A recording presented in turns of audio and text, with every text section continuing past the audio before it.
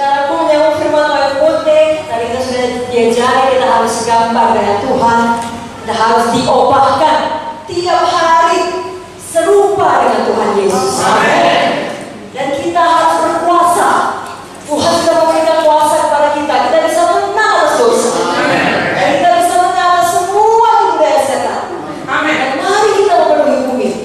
Sesuai dengan anak-anak rohani kita, karena itulah yang kekal. Kita akan menginjil dan memulihkan. Amin. Dan tidak ada kita yang tidak penting dalam tubuh Kristus. Masing-masing kita memiliki bagian di dalam tubuh Kristus. Semuanya kita melayani, semuanya kita bekerja untuk Tuhan. Sore hari ini saya mau bicara mengenai seorang hamba Tuhan di Alkitab namanya Esther. Kehidupan Esther mengajarkan kepada kita bahwasanya siapapun kita, maksudnya dari latar belakang apapun kita, dan di mana Tuhan menempatkan kita, apakah di Bengkulu, di Jambi, di Riau, Sumatera Selatan, di mana saja Tuhan menempatkan kita, masing-masing kita dapat melakukan perkara besar bagi Tuhan. Walau mungkin ya setan mau menaruhkan pikiran negatif di dalam kepala kita dan berkata tidak mungkin melakukan pelayanan yang besar, yang ada ini pun sudah cukup bagus, sudahlah. Tetapi Tuhan punya panggilan yang besar bagi kita masing-masing. Kalau yang ada selama ini sudah cukup bagus, Tuhan memberikan jauh lebih besar lagi. Karena kita Allah kita yang sangat besar.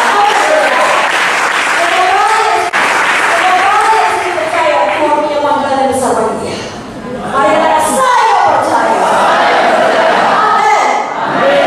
Jadi sama seperti kehidupan Esther. Saudara tahu siapakah Esther? Esther adalah seorang yatim piatu.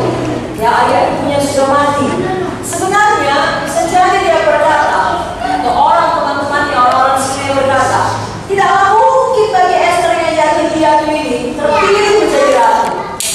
Dibandingkan semua gadis-gadis lainnya yang mempunyai orang tua lengkap, yang tentunya mendapat pendidikan yang lebih baik karena ada dua orang tuanya, ayah dan ibunya dengan lengkap. Tidaklah mungkin bagi Esther yang kebangsaan Yahudi menjadi penguasa di istana. Akan tidaklah mungkin bagi Esther yang adalah seorang perempuan menjadi penyelamat daripada umat Israel, penyelamat satu bangsa. Nah, akal pikiran kita juga bisa jadi berkata, tidaklah mungkin di kota yang hijau seperti ini memiliki sidang Tuhan yang besar, atau tidaklah mungkin dengan jumlah jemaat yang ada kami bisa memfollow up ratusan juga baru hasil KKR.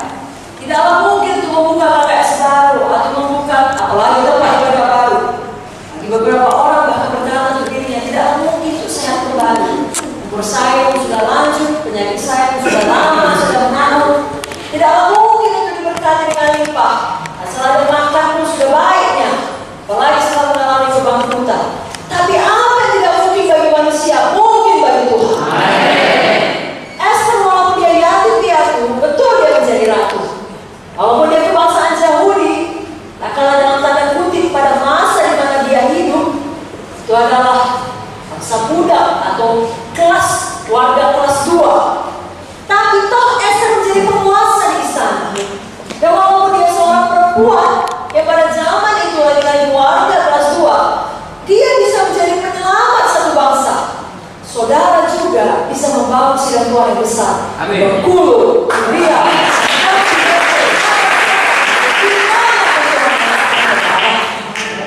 Kita bisa membuka tempat-tempat baru bagi Tuhan Yesus. KKS baru bagi Tuhan Yesus. Semua kita bisa sehat, sembuh, umur panjang bagi Tuhan Yesus. Semua kita bisa diberkati Tuhan dengan limpah. Supaya kita bisa menjadi berkat bagi banyak orang.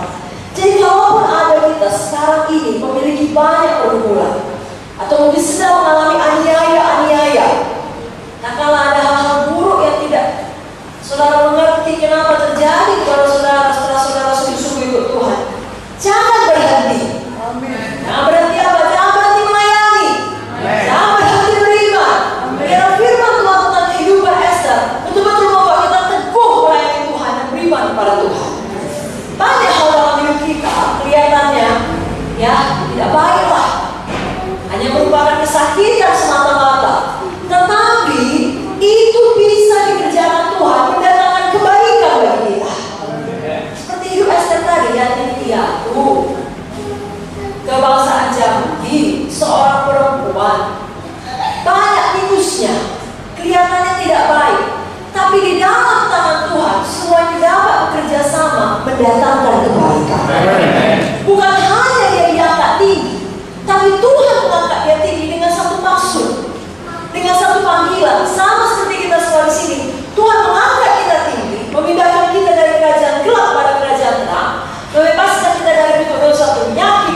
Palestina menjadi sehat, berkelimpahan, diberkati, ada maksud Tuhan yang besar. Amin, saudara. Sebabnya mulai sore hari ini kita tidak lagi membawa alasan begini keadaanku, begini minusnya, begini kekurangannya, inilah kendalanya, inilah yang sedang terjadi, inilah faktanya. Tidak. Kita tahu apa kata firman Roma 8 ayat 28. Allah itu bekerja di dalam segala sesuatu untuk mendatangkan kebaikan bagi kita yang mengasihi Dia. Jadi menurut mata dunia Esther banyak minusnya. Menurut mata dunia kita mungkin banyak pergumulan kita, banyak kendala yang harus kita alami, yang sedang kita alami untuk menyelesaikan panggilan Tuhan. Tetapi di dalam nama Tuhan yang berkuasa itu akan mendatangkan kebaikan. Perkara yang pertama yang dapat kita pelajari dari kehidupan Esther, kita harus ingat tidak ada yang mustahil kepada Tuhan. Tidak ada yang mustahil kepada kita yang percaya. Artinya saya dan saudara semua kita dapat dipulihkan, dan semua kita dapat melakukan pekerjaan besar bagi Tuhan. Dalam buku Esther 2 ayat 7 dituliskan, saya bacakan Esther 2 ayat 7. Mordekai itu adalah pengasuh Hadasa, yakni Esther, anak saudara ayahnya. Sebab anak itu tidak beribu bapa lagi, gadis itu elok perawakannya dan cantik parasnya. Ketika ibu bapaknya mati, dia diangkat sebagai anak oleh Mordekai. Jadi Esther tidak memiliki ayah maupun ibu, dia seorang yatim piatu diasuh oleh Mordekai yang adalah sepupunya. Namun Mordekai, saya pikir kalau sudah jauh lebih tua, mengangkat dia sebagai anak dengan kata lain, Mordekai lah orang tuanya.